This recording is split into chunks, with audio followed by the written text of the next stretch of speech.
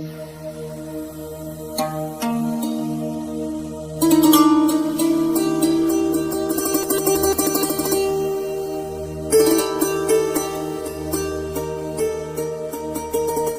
के पाक कलाम की तिलावत करेंगे। मुक़द्दस अय्यूब नबी का सहीफ़ा, उसका बाब नंबर 9 और उसकी आयत नंबर 30 और 31, 2 आयात हम पढ़ेंगे खुदावंद के पाक कलाम में से। मुक़द्दस पाक कलाम में इस तरह लिखा गया है, अगर मैं अपने को बर्फ़ के पानी से धोऊं और अपने हाथ कितने ही साफ करूं, तो भी तू मुझे खाई में गोता देगा और मेरे ही कपड़े मुझसे गिन खाएंगे। मुक़द्दस पाक कलाम का पढ़ा और सुना जाना हम सब के लिए बाइस से बरकत हो, आमीन। मैं खुदावंद की शुक्रगुजारी करता हूँ आप सब के लिए कि आप सब ने मुनासिब समझा कि आज के इस दिन का एहतराम करते हुए खुदावंद के घर में आएँ और खुदावंद के पाक कलाम को आप सुने और रूहानी तौर पर फैज़याब हो सके। हालेलुया। सो आज हमारे दरमियान 2 बेटियां हैं जो कि बैप्टाइज होंगी, जिनको आज बपतिस्मा दिया जाएगा। लेकिन खुदावंद के पाक कलाम का तरीकाकार ये है कि इससे पेशतर कि किसी भी बेटे या बेटी को, भाई या बहन को बैप्टाइज किया जाए, बपतिस्मा दिया जाए, खुदावंद का कलाम हमें यह सिखाता है कि उसके लिए ज़रूरी है कि पहले उसको अवेयरनेस दी जाए, पहले उसको खुदा के पाक कलाम में से तालीम दी जाए, खुदा के पाक कलाम में से उसको सिखाया जाए कि बपतिस्मा जो है वो बेसिकली है क्या चीज़, उसकी अहमियत क्या है, उसकी वैल्यू क्या है। बाइबल मुकद्दस बपतिस्मे को किस पॉइंट ऑफ व्यू के साथ बयान करती है। और बपतिस्मा जो है ये किसी इंसान का बनाया हुआ कानून नहीं है, ये किसी नबी पैगंबर की तालीम नहीं है, बल्कि ये उस खालस तालीम का हिस्सा है जो खुदावंद यीशु मसीह ने अपने शागिर्दों को दी।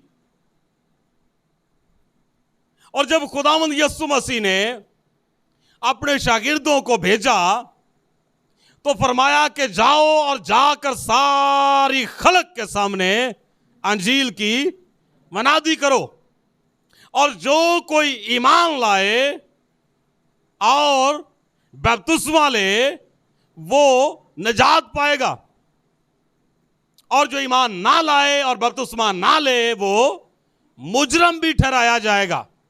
इसका ये मतलब नहीं है कि जो कोई ईमान नहीं लाता, ना लाए, बपतिस्मा नहीं लेता, ना ले, तो कोई मसला नहीं। आगे वाज़े तौर पर खुदावंद यीशु मसीह ने फरमाया कि जो कोई ईमान नहीं लाएगा और बपतिस्मा नहीं लेगा, ये नहीं कि वो बरी है, उसकी मर्जी थी, उसने नहीं लेना चाहा तो नहीं लिया।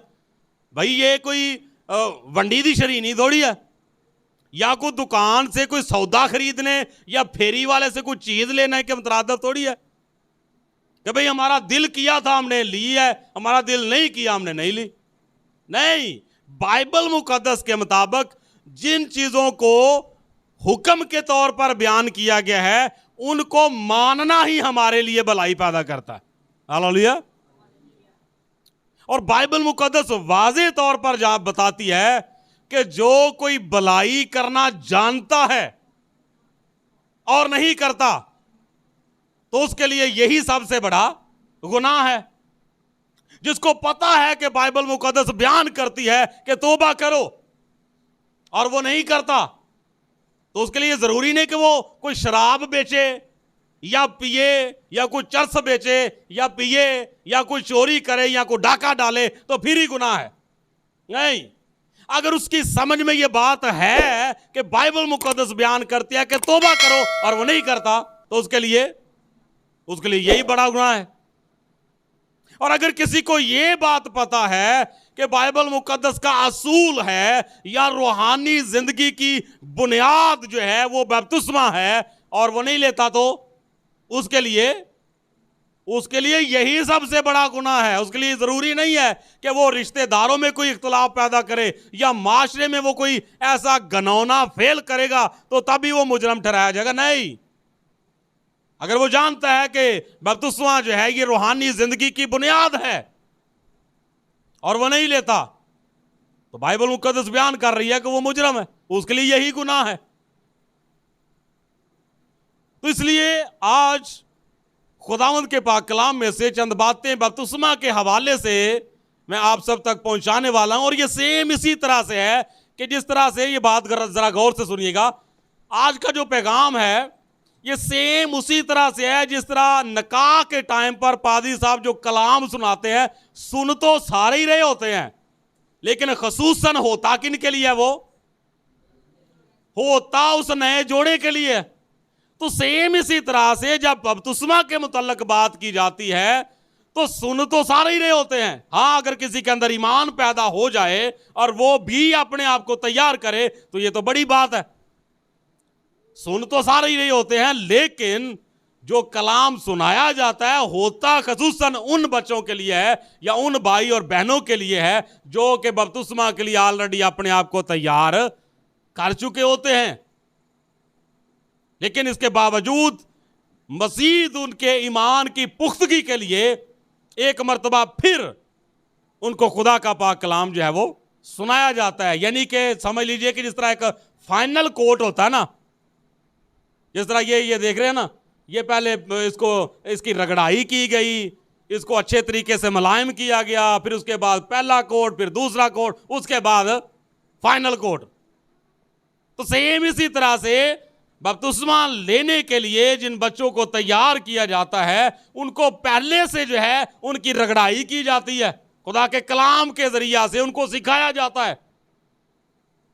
और जब वो मुकम्मल तैयार हो जाते हैं और बपतिस्मा के लिए रेडी हो जाते हैं कि जी हां अब हम बपतिस्मा के लिए तैयार हैं, तो उसके बाद फिर एक फाइनल कोर्ट जरूरी होता है कि अगर कोई कंफ्यूजन माइंड में हो या कोई ऐसी बात ज़हन में हो तो वो भी क्लियर हो जाए। तो आज चंद बातें जो हैं वो क्लियर करेंगे। बातें तो ये बड़ा लेंथी टॉपिक है और मैं हैरान होता हूं इस बात से, हैरान मैं इस बात से होता हूं कि जो पकड़ के फटाफट जो है वो बपतिस्मा देने की कोशिश करते हैं, और पादरी साहबान जो हैं वो ऐसे लाइनें लगी होती हैं बपतिस्मा देने के लिए। छोटे छोटे बच्चे होते हैं, इतने इतने 12-12 और 13-13 सालों के, और उनको बपतिस्मे जो है वो दे देते हैं। और आजकल एक नया ट्रेंड जो है वो चला हुआ है कि हौज में पानी भर लिया और उसके ऊपर जो है वो गुलाबों की पत्तियां डाल ली। असल में ये होता क्या है? जिस तरह मैंने पहले भी कई मरतबा ये एग्जाम्पल दिया कि जो लोकल गाड़ी होती है ना, उसका हार श्रृंगार बहुत ज्यादा होता है ताकि सवारियों को अट्रैक्ट करे। सेम इसी तरह से और तो कोई बात आती नहीं, और तो कोई सच्चाई सुनानी नहीं, और तरीके से तो बच्चों को या लोगों को गाइड नहीं करना। इस तरह के जिन्होंने पंजाबी चाहते ना खेखण करना, इंज दे खेखण कर करके ना तो लोगों ने एवं कंट्रोल च किया होंदा कि बस ये ना ये टुरे रहन। और बाइबल मुकद्दस में वाज़े तौर पर ऐसे जो मामलात है ना, इनको बाजीगरी कहा गया हुआ है। बाइबल मुकद्दस में एक लफ्ज इस्तेमाल हुआ है, बाजीगरी। ये आदमियों की बाजीगरी होती है कि उनको हक की पहचान ना करवाना और अपने मकासद जो हैं वो उनसे हासिल कर लेना। अपनी लिस्ट तैयार करके तो जो है वो अपनी मिशन के सामने पेश कर देना, हाँ जी हमने इतने लोगों को बैप्टाइज किया है। लेकिन जिनको बैप्टाइज किया उनके पल्ले भी कुछ पड़ा है कि नहीं पड़ा? उनको क्या अकल समझ भी आई है कि नहीं आई? अच्छा, गुलाब की पत्तियों से क्या हो जाता? फिर उसके बाद जो है जो बपतिस्मा जो ले लेता है उनको माला पहनाई जाती है। अजय तो जम्मे ने बेचारे, अजय तो उन्होंने कितने रिड़ना है, अजय तो उन्होंने अंगूठा चूसना है, फिर उन्होंने हल्कियां हल्कियां तालियां बजानियां। जो 2-2.5 साल का बच्चा हो जाता फिर इंजन बह के तालियां बजाता। अजय पता नहीं उन्होंने नीडो पीना है, लैक्टोजीन 1, 2, 3 पता नहीं केड़ा केड़ा दुध अजय उन्होंने पीना, तो माला उन्होंने गल च ਪਹਿਲਾਂ ਹੀ ਪਾ ਦਿਓ, ਜਿਉਂ ਮਾਲਾ ਪੈਂਦੀ ਉਹ ਪਹਿਲਾਂ ਹੀ ਭੁੱਲ ਜਾਂਦੇ, ਮਾਲਾ पै गई ਹੁਣ। बाद जितने मर्जी फिर वो खज्जल खुआर होंगे फिर दिन। भाई उनको कहीं कोई समझ तो आने दें, अभी तो बपतिस्मा उन्होंने लिया है, उनको कोई समझ तो आने दें, उनके माइंड में ये चीज बैठे तो सही कि हमने किया क्या है। अता पता उनको अभी तक लगा कुछ नहीं। माला पहले ही उन्होंने गल जी ना सवार कर चढ़िए, ताकि पहले जो ना वो एक जो शौहरत वाली चीज़, एक शहवत होती है ना अंदर, वो उनके अंदर पहले से ही पैदा हो जाए, ताकि मजीद आगे बढ़ने की तो कोई उनके अंदर ना रहे। जो समझदार उस्ताद होते हैं ना, जो सियाने और कारीगर लोग होते हैं, वो अपने शागिर्दां नूं एडी छेती दाद भी नहीं देंदे।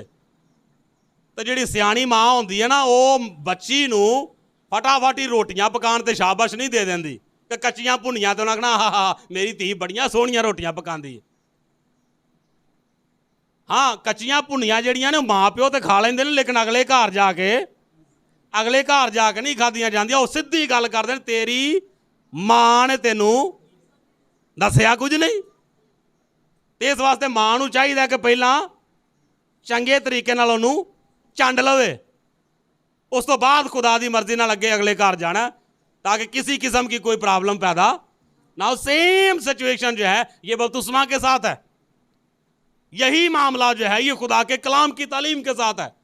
और इसी वजह से खुदा यीशु मसीह ने क्या फरमाया कि जाओ और जाकर सब कौमों को पहले शागिर्द बनाओ। बनी हुई इंसान के अंदर खुदा ने नस्ल अफजाइश का एक तरीका रखा है, और साल में एक बच्चा पैदा होता, पूरे साल में एक बच्चा पैदा होता, बस उससे ज्यादा नहीं हो सकते। एक तरतीब है जो खुदा ने रखी है। अब बाइबल मुकद्दस के मुताबिक जब शागिर्द बनाने की बात करते हैं, तो मुकद्दस पौलुस रसूल बयान फरमाते हैं कि मुझे फिर तुम्हारी बाबत जनने के से दर्द लगे हैं, जब तक कि मसीह की तुम में सूरत न पकड़ ले। तो इसी तरह शागिर्द जो है, मैं ये समझता हूं कि अगर शागिर्द बनाने की कोशिश करें ना, तो वो भी बड़ी मुश्किल से साल में कोई एक आधा ही बनता है, क्योंकि शागिर्द बनाना रूहानी पदाइश देना होता है, तो पदाइश साल दे विच एक ही हुंदी है, ज्यादा नहीं हुंदियां।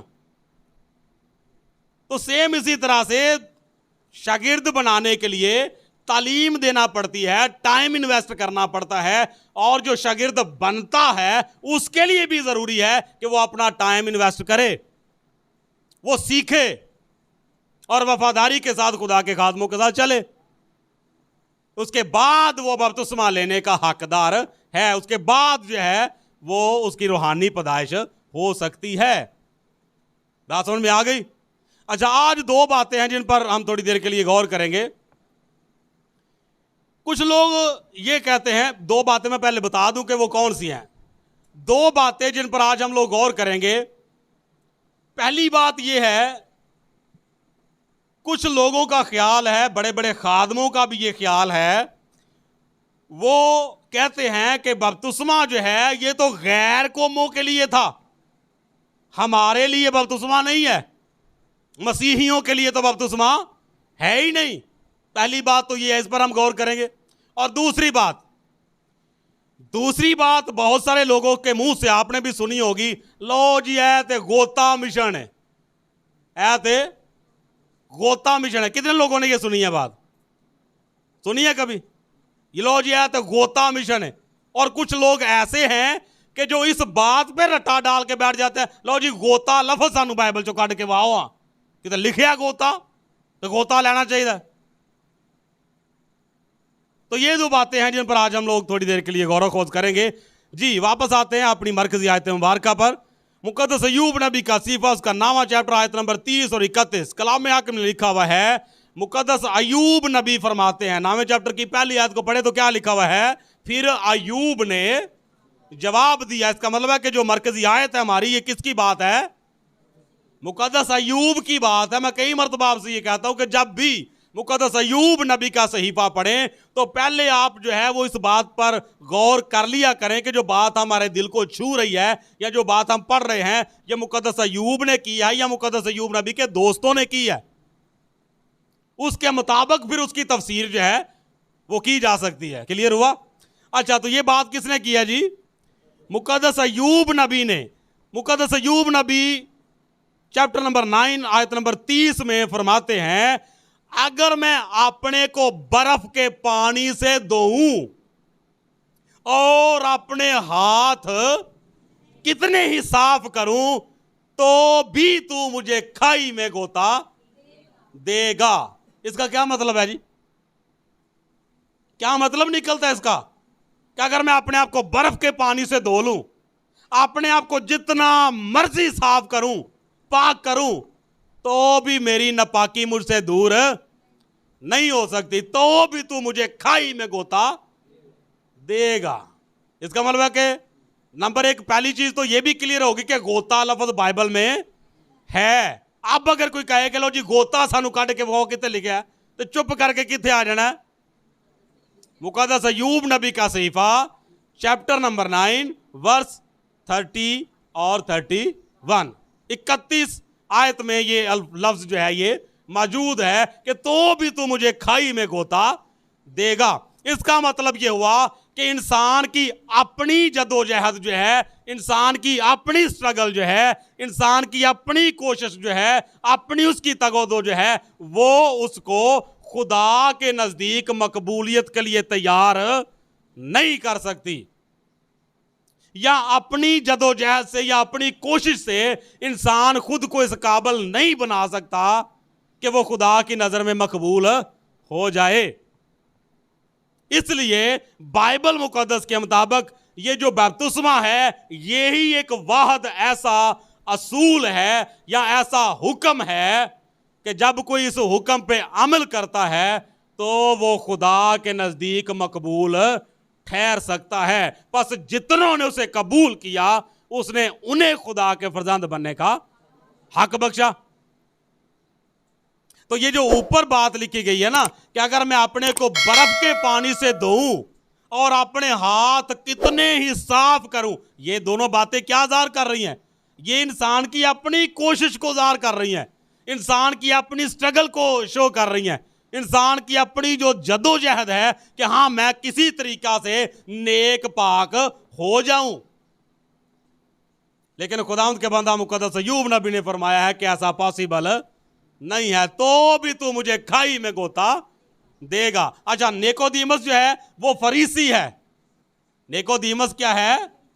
फरीसी है। और फरीसी जो है वो इतने पकीज़ा होते थे, इतने पकीज़ा होते थे, यानी पकीज़गी का वो इतना ख्याल करते थे कि वो अपने हमसाये के घर तक नहीं थे जाते। वजह क्या थी? कि कहीं नापाक ना हो जाए। वो किसी यारे गहरे नत्थू खैरे से हाथ मिलाना पसंद नहीं थे करते कि कहीं नापाक ना हो जाए। तो इसका मतलब है कि मामला तो उसके सारे ठीक थे, लेकिन जब माल के कायनात के पास पहुंचा तो खुदा यसू मसीह ने क्या कहा कि नहीं भाई, खाई में गोता लेना ही पड़ेगा। जब तक कोई नए सिरे से पैदा ना हो वो खुदा की बादशाही को देख नहीं सकता। तो इसका क्या मतलब हुआ कि इंसान की अपनी कोशिश या अपनी रास्तबाजी जो है वो इस काबिल नहीं है कि वो खुदा की नज़र में मकबूल ठहर सके। ज़रूरी है कि वो खुदा के इस हुक्म को अपनी ज़िंदगी में पूरा करे कि जाओ और जाकर सारी खलक के सामने अंजील की मनादी करो, और जो कोई ईमान लाए और बपतिस्मा ले वो नजात पाएगा। तो बाइबल मुकद्दस तो यहां पर बयान कर रही है कि गोता लफ्ज भी मौजूद है और गोते के बगैर गुजारा भी नहीं। हालेलुया, दोनों ही बातें क्लियर हो गई। गोता लफ्ज भी बाइबल में है और गोते के बगैर गुजारा भी नहीं। एक और हवाला तस्दीक के लिए मैं आपके गोशे गुजार करने वाला हूं। गिनती की किताब निकालिए जरा जी, गिनती की किताब निकालें कि ये जो असूल है, ये चूंकि खुदावंद यीशु मसीह की ज़ात अक़दस को अगर कोई समझता है और वो जानता है कि यीशु मसीह ही यहोवा खुदा है, तो बाइबल मुकद्दस के मुताबिक ये जो बपतिस्मे वाली बात है या पकीज़गी वाली बात है, ये कोई नया असूल नहीं था जो खुदावंद यीशु मसीह मुतारफ करवा रहे हैं, बल्कि पुराने अहदनामा में भी इस बात को बयान किया गया है। गिनती की किताब 31वां चैप्टर निकालें जी, 31वें चैप्टर की आयत नंबर 22 से पढ़ते हैं। तो यहां पर लिखा हुआ है, सोना और चांदी और पीतल और लोहा और रांगा और सीसा गर्द जो कुछ आग में ठहर सके वो सब तुम आग में डालना, तब वो साफ होगा। तब वो साफ होगा, तो भी नापाकी दूर करने के पानी से उसे पाक करना पड़ेगा। और जो कुछ आग में ना ठहर सके उसे तुम पानी में डालना, और तुम 7वें दिन अपने कपड़े धोना, तब तुम पाक ठहरोगे। इसके बाद लश्करगाह में दाखिल होना। अच्छा, यहां पर 2 अल्फाज इस्तेमाल किए गए हैं, साफ और पाक। साफ और पाक। अच्छा, यहां पर बताया क्या गया है कि सोना और चांदी और पीतल और लोहा और रांगा और सीसा, गर्द जो कुछ आग में ठहर सके वो सब तुम आग में डालना, तब वो पाक होगा। ऐसा लिखा है, सारा हिला दिया, नीचे देख ले जरा। पाक होगा या साफ होगा? आग में डालने से सिर्फ वो साफ होगा, लेकिन पाक करने के लिए क्या करना पड़ेगा? तब वो साफ होगा, तो भी नापाकी दूर करने के पानी से उसे पाक करना पड़ेगा। इसका मतलब यह हुआ कि बेशक कोई भी इंसान जो है वो जितना मर्जी अपने आप को क्लियर करने की कोशिश करे, बड़ी बड़ी मुसीबतें जो हैं वो भी वो खुदा के लिए बर्दाश्त करे या उठाए, लेकिन इसके बावजूद नापाकी दूर करने के लिए उसे क्या करना पड़ेगा? पानी से पाक करना ही पड़ेगा, तब वो पाक होगा। तो आज जो है वो ये लोग समझते हैं कि ये को गोता मिशन है। गोता मिशन जो है ये अव्वल तो बाइबल मुकद्दस के मुताबिक ये कोई, अब हैरानगी की बात यह है कि जब अपने लोग जो हैं वही एक दूसरे की बेहुरमती करते हैं, एक दूसरे को इस तरह से बोलते हैं, तो दूसरे लोगों को हम क्या कह सकते हैं? तो बाइबल मुकद्दस के मुताबिक ये जो बपतिस्मा है ये कोई गोता मिशन वाली बात नहीं है, बल्कि ये खुदा के कलाम की एक हकीकत है, एक अटल कानून है जो खुदा ने मुकर्रर कर दिया हुआ है, जिसके बगैर किसी की भी खलासी नहीं हो सकती। दूसरी बात ये क्लियर हो गई जी। दूसरी बात कि बपतिस्मा लेना किन के लिए जरूरी है? गैर कौमों के लिए बपतिस्मा है या सब के लिए है? अच्छा, असूल क्या वो अपनाते हैं कि नहीं जी, खुदावंद यीशु मसीह ने फरमाया था कि जाओ जाकर सब कौमों को शागिर्द बनाओ, तो वो कौमों की बात हुई है जो ऑलरेडी मसीही हैं, उनको तो बपतिस्मा लेने की जरूरत ही कोई नहीं। सवाल ये नहीं कि बपतिस्मा किन के लिए जरूरी है और किन के लिए नहीं, असल में ये सवाल ही नहीं, असल में ये सवाल बनता ही नहीं कि किन के लिए है और किन के लिए नहीं। सवाल जो वैलिड है वो ये है कि बपतिस्मा लेना क्यों जरूरी है। बस बपतिस्मा लेना क्यों जरूरी है, वैलिड जो क्वेश्चन है वो ये है कि बपतिस्मा लेना क्यों जरूरी है। जब ये समझ में बात आ जाएगी तो उसके बाद हर चीज खुद ब खुद क्लियर हो जाएगी कि किन को लेना चाहिए और किन को नहीं लेना चाहिए। तो बपतिस्मा लेना क्यों जरूरी है जी? 3-4 बातें बाइबल मुकद्दस में मौजूद हैं। नंबर 1, कोई भी बपतिस्मा के बगैर खुदा की बादशाही को देख नहीं सकता। फिर उसके बाद जब तक कोई बपतिस्मा नहीं लेता वो नजात नहीं पा सकता। और तीसरी बात, जब तक कोई बपतिस्मा नहीं लेता वो खुदावंद यीशु मसीह की कलीसिया में शामिल नहीं हो सकता। और नंबर 4 जो सबसे बड़ी और अहम बात है, जिसमें यह बात क्लियर हो जाती है कि बपतिस्मा लेना क्यों जरूरी है। जब उनके दिलों पर चोट लगी, मुकद्दस पतरस रसूल ने जब कलाम सुनाया, उनके दिलों पर चोट लगी और कहा, पतरस और बाकी रसूलों से कहा कि ऐ भाइयों हम क्या करें? तो मुकद्दस पतरस रसूल ने फरमाया कि तौबा करो और तुम में से हर एक अपने गुनाहों की माफी के लिए यीशु मसीह के नाम पर बपतिस्मा ले। तो चौथी बात क्या है, क्यों लेना जरूरी है? गुनाहों की माफी के लिए। तो आपका क्या ख्याल है कि मसीही जो है वो गुनाहगार नहीं होते? गैर कौमें तो चले उनके मुताबिक कि जी गैर कौमों के लिए बपतिस्मा है, मसीहियों के लिए नहीं है। तो क्या मसीही जो है वो माँ के पेट से ही रास्तबाज पैदा होते हैं? मसीही जो है वो माँ के, अब मुकद्दस पौलुस रसूल अगर माँ के पेट की बात करें तो मुकद्दस पौलुस रसूल के बारे में क्या लिखा हुआ है कि मेरी माँ के पेट ही से खुदा ने मुझे महसूस किया। लेकिन इसके बावजूद जब खुदा यीशु मसीह उस पर ज़ाहिर हुए तो हननिया से क्या कहा कि जा जाकर उसको पैगाम दे, उठ और खुदावंद यीशु का नाम लेकर अपने गुनाहों को धो डाल, और बपतिस्मा उसे लेना पड़ा। तो उसका मतलब है कि मां के पेट से भी मखसूस होने वाले बपतिस्मे के बगैर उनका भी गुजारा नहीं, उनकी भी रहाई नहीं। तो बपतिस्मा लेना क्यों जरूरी है? इसलिए कि सब ने गुनाह किया और खुदा के जलाल से महरूम है। तो किसने गुनाह नहीं किया जी? किसने गुनाह नहीं किया? सब ने किया ना। तो जब सब ने किया तो बपतिस्मा क्यों लिया जाता है? गुनाहों की। तब किसके लिए जरूरी है और किसके लिए नहीं? समझ आ गई? तो ये जो बात कहते हैं कि लो जी नहीं नहीं ये जी ये तो गैर कौमों के लिए था, मसीहियों के लिए तो नहीं, तो ये सवाल वैलिड है ही नहीं कि मसीहियों के लिए जरूरी नहीं या किन के लिए जरूरी है और किन के लिए नहीं। ये वैलिड क्वेश्चन नहीं है। वैलिड क्वेश्चन ये है कि बपतिस्मा लेना क्यों जरूरी है। जब ये वाई क्लियर हो जाती है, क्यों का पता चल जाता है, तो उसके बाद हर चीज जब वो खुद ब खुद ही ओपन हो जाती है। इसलिए मेरे अज़ीज़ों, खुदावंद के पाक कलाम के मुताबिक इन बातों को समझने की ज़रूरत है। जो बेटियां आज बैप्टाइज होंगी, मेरा ख्याल है कि बहुत सारी बातें आप लोगों ने भी इनमें से सीखी हैं, और दीगर जितने आप सब लोग बैठे हैं, आपने भी इन बातों में से बहुत सी नई बातें सुनी और सीखी हैं। तो इन बातों को आप याद रखिएगा। खुदावंद आप सबको आज के इस पाक कलाम के वसीला से बरकत बख्शे। आमीन।